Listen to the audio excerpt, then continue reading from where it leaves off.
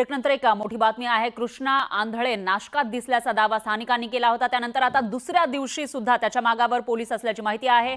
या दाव्यावर पोलिसांकडून स्पष्टीकरण आता देण्यात आलंय। कृष्णा आंधळेचा दुसऱ्या दिवशीही शोध सुरू आहे। तर कृष्णा आंधळे याचा नाशिक पोलिसांकडून शोध घेतला जातोय। सीसीटीव्ही मध्ये दिसत असलेला तो व्यक्ती कृष्णा आंधळे नाही असा खुलासा नाशिक पोलिसांनी केल्याची माहिती आहे। तर कृष्णा आंधळे नाशिकच्या गंगापूर रोड परिसरामध्ये फिरत असल्याचा नागरिकांनी दावा केला होता। स्थानिकांनी कृष्णा आंधळेला पाहिल्याचं म्हटलं होतं। आणि या विषयी अधिक माहितीसाठी आपले प्रतिनिधी लक्ष्मण घाटोळे आपल्या सोबत जोडले गेले आहेत। लक्ष्मण, काय सांगाल?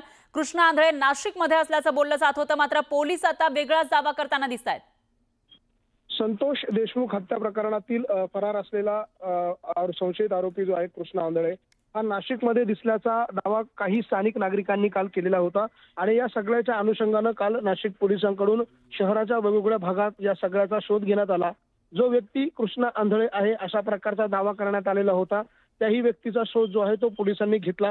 मात्र पोलिसांच्या तपासामध्ये प्राथमिक जी माहिती आलेली आहे, जो व्यक्ती सीसीटीव्ही मध्ये दिसतोय तो व्यक्ती कृष्णा आंधळे नसल्याचं पोलिसांनी सांगितलेलं आहे। मात्र असं जरी असलं तरी या व्यक्तीच्या अनुषंगानं, या तक्रारीच्या अनुषंगानं नाशिक पोलिसांकडनं आज दुसऱ्या दिवशी देखील या संपूर्ण प्रकाराचा तपास केला जातोय। या भागातले सीसीटीव्ही जे आहेत ते पुन्हा एकदा तपासले जात आहे। ज्या वेळेमध्ये हा संशयित त्यांना दिसून आला त्या वेळेच्या कालावधीमधले वेळेत जे सीसीटीव्ही आहे ते देखील आता पोलिसांकडनं तपासले जात आहे। आणि हे प्रकरण सेन्सिटिव्ह आहे, संवेदनशील आहे आणि त्यामुळे पोलीस या सगळ्या प्रकरणामध्ये गांभीर्याने आहेत आणि म्हणून दुसऱ्या दिवशी देखील या प्रकरणाचा तपास जो आहे तो नाशिक पोलिसांकडनं घेतला जातोय।